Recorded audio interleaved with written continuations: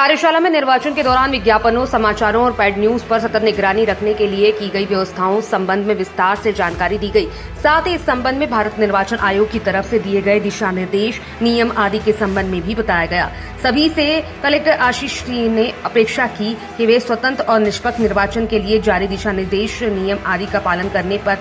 बैठक में जो आयोजित की गई थी। कलेक्टर ने मीडिया संस्थान संचालकों के साथ बैठक को संबोधित किया। बैठक में कलेक्टर आशीष सिंह ने आदर्श आचरण संहिता, संपत्ति विरूपण अधिनियम, कोलाहल नियंत्रण अधिनियम, लोक प्रतिनिधित्व अधिनियम, पेड न्यूज सहित अन्य प्रावधानों की जानकारी देते हुए कहा, इनका हर हाल में पालन किया जाए। निष्पक्ष, निर्भीक, पारदर्शी तथा शांतिपूर्ण निर्वाचन हमारी प्राथमिकता है। इसी के साथ सोशल मीडिया इन्फ्लुएंसर पर भी नजर रखी जाना है। विजुअल ऐप के माध्यम से त्वरित शिकायतों का निराकरण किया जाएगा, इसकी जानकारी दी। की कार्यशाला का आयोजन किया गया है, जिसमें सभी इलेक्ट्रॉनिक और प्रिंट मीडिया से जो मीडिया बंधु और इसके अलावा जो राजनीतिक दलों के प्रतिनिधि हैं, उनको इसमें आमंत्रित किया गया था।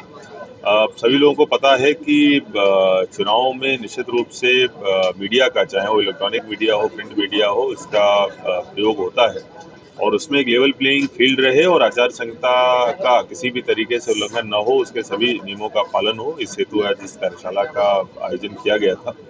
जिसमें कि हमारी एक जो मीडिया के इलेक्ट्रॉनिक मीडिया के सर्टिफिकेशन के लिए कमेटी बनती है, वो किस तरीके से काम करती है, उसमें कौन कौन सी खबरों का लाया जाना अनिवार्य है, कौन सी खबरों का या विज्ञापनों का लाया जाना अनिवार्य नहीं है, इस पर जानकारी प्रदान की गई है। मोटा जितने भी इलेक्ट्रॉनिक मीडिया के माध्यम से विज्ञापन आते हैं और इसके अलावा जो बल्क SMS वगैरह किए जाते हैं, वो सारे के सारे जारी करने से पहले जो हमारी MCMC कमेटी बनी है, उससे प्री सर्टिफिकेशन उसका करना अनिवार्य होगा। और चुनाव के आखिरी के जो 48 घंटे हैं, उसमें अगर कोई प्रिंट मीडिया से संबंधित विज्ञापन अगर दिया जाता है, तो उसको भी इस MCMC कमेटी से प्री सर्टिफिकेशन करना अनिवार्य होगा। इसके साथ साथ अगर कोई इस प्रकार का विज्ञापन प्रिंट मीडिया के माध्यम से या फिर बैनर पोस्टर्स के माध्यम से किया जाता है, तो उसमें प्रकाशक और मुद्रक का नाम लिखना अनिवार्य होगा। और अगर इस प्रकार से जो ये नियम है, अगर इनका उल्लंघन होता है, तो निश्चित रूप से जो संबंधित कैंडिडेट है, उनके खिलाफ कार्रवाई का प्रावधान है। इसी तरीके से प्रिंट मीडिया से संबंधित अगर कोई पेड न्यूज़ या फेक न्यूज़ है, तो उसकी पहचान कैसे करी जाएगी और उसके क्या आगे नियम है, किस तरीके की कार्रवाइयाँ होंगी, इससे भी सभी को अवगत कराया गया है। मुझे लगता है कि सभी जितने भी स्टेक होल्डर्स हैं, सबको इन सभी जो नियम कानून हैं और जो प्रक्रियाएं हैं, उनसे अवगत करा दिया गया है और निश्चित रूप से बहुत ही निष्पक्ष, पारदर्शी ढंग से आगामी लोकसभा चुनाव इंदौर में संपन्न करेंगे। देखिए, सी विजिल ऐप जो है और इसके अलावा दूसरे भी माध्यम, उनके माध्यम से आचार संहिता के वायलेशन से संबंधित जो भी शिकायतें आती हैं, उनका समय सीमा में निराकरण हमारे द्वारा किया जाता है। अभी तक जितनी भी शिकायतें प्राप्त हुई, उनका सभी का समय सीमा में निराकरण किया गया। अगर आगे भी इस प्रकार की शिकायतें आती हैं, तो उनका भी तत्काल हमारी टीम अटेंड करेगी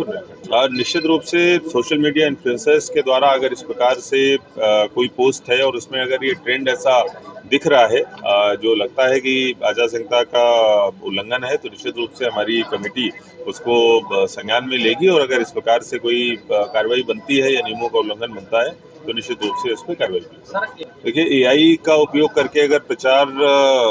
दुष्प्रचार किया जा रहा है, गलत तरीके से अगर डीप फेक वीडियोज या इस प्रकार से दूसरे कंटेंट्स अगर क्रिएट किए जा रहे हैं, तो निश्चित रूप से ये आचार संहिता का उल्लंघन तो है ही, इसके अलावा जो विभिन्न IT रूल्स हैं, उनका भी उल्लंघन है। तो इसमें हमारे द्वारा तो संज्ञान में लिया ही जाएगा, प्लस इसको जांच के लिए हमारे द्वारा साइबर सेल को भी भोपाल में भेजा जाएगा और वहां से आपराधिक प्रकरण भी दर्ज कराया जाएगा।